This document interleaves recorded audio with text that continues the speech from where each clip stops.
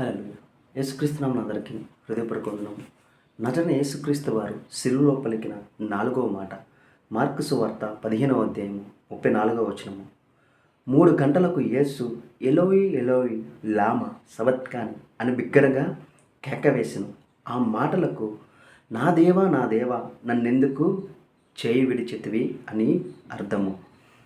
ఈ యొక్క 4వ మాట మనకి ఏం తెలియజేస్తుందంటే, యేసుక్రీస్తు వారు మన కొరకు ఎంత హింసించబడ్డారు, ఎంత ఆయన ఇబ్బంది పడి ఉన్నారు, ఎంత కొట్టబడ్డారు, ఎంత కొట్టబడ్డారు అన్న యొక్క అర్థం ఆయన యొక్క మాటల ద్వారా మనకి తెలియజేస్తుంది.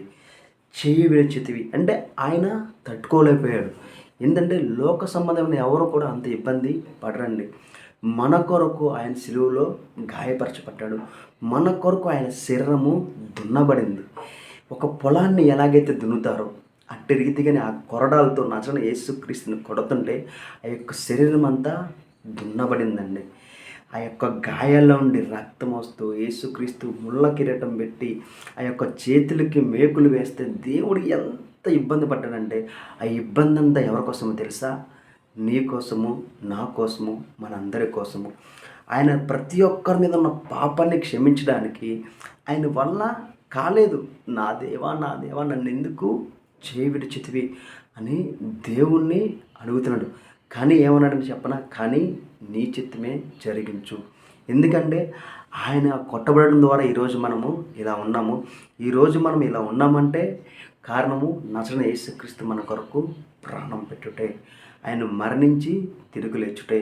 ఈ 4వ మాట మనకేమేమి తెలియజేస్తుందంటే, యేసుక్రీస్తు మన కొరకు ఏదైతే చేస్తున్నాడో, ఎంతైతే ఇబ్బంది పడి ఉన్నాడో, లోక సంబంధమైన యొక్క ప్రతి ఒక్క పాపాన్ని ఒక బలిగా, లోక సంబంధమైన ప్రతి ఒక్క పాపాన్ని మోసుకెళ్ళి గొర్రె పిల్లలాగా ఒక మానవ రూపంలో ఆయన వచ్చి యేసుక్రీస్తు వల్ల మన యొక్క పాపాన్ని అంతా ఆయన యొక్క మీద వేసుకుని మన కోసం ఆయన బలై ఉన్నాడు. ఎందుకంటే మన యొక్క పాపాలని ఆయన తీసుకుని పరలోక సంబంధమైన నీతిని ఆయన మనకి ఇచ్చున్నాడు. ఈ 4వ మాట ద్వారా మన జీవితంలో దేవుని ద్వారా అనేకమైన కార్యాలు మనము చేయనుగాక. మనం కలిగి ఉన్న దేవుని శక్తిని ఈ మాట ద్వారా మనము తెలుసుకున్నట్టుగా దేవుడు రాపించి ఉన్నాడు. ఎందుకంటే మనం ఈ రోజు ఇలా ఉన్నామంటే ఆయన గాయపరచడం వల్ల, మనం ఈ రోజు ఇలా ఉన్నామంటే ఆయనకి ముళ్ళ కిరీటము పెట్టుట ద్వారా, మనం ఈ రోజు ఇలా ఉన్నామంటే కారణం ఆయన చేతులకి కాళ్ళకి మేకులు కొట్టుట ద్వారా.